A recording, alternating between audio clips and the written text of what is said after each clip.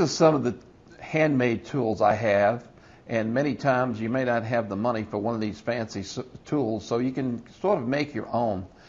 This is a very fine file I use to file down pattern wire, the edges of it, and I just stuck it into an old broken baseball bat, and it makes a really nice handle. And I think I found the baseball bat in a roomage sale or something.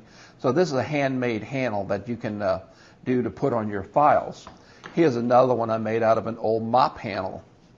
And this is a little oval file, and it comes in handy for filing down different things. And just a handmade handle that's been around for probably about 10 years.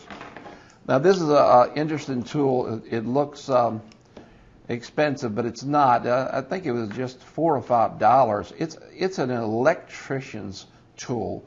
It's an electrician's tool that they use to wire houses and things like that. It's not a jeweler's tool at all, but I have some very large hands, and you can see how big this tool is in my hand. It's a very large tool, about 10 inches long, extremely powerful.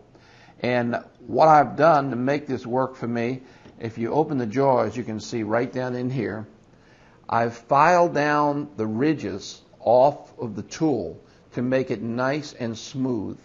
Filed them down and then buffed them down with a compound and jeweler's rouge.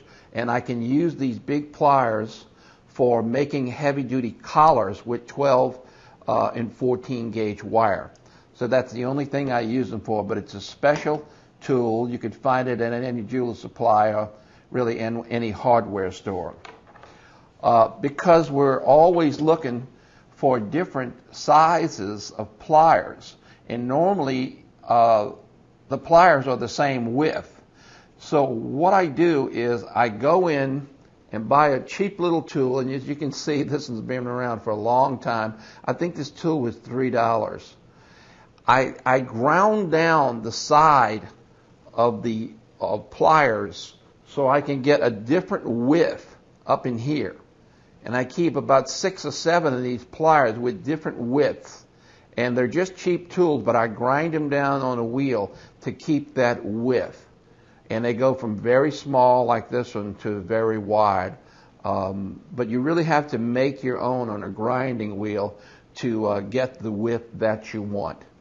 So these are some of the handmade tools that you can make around your house for working with wire.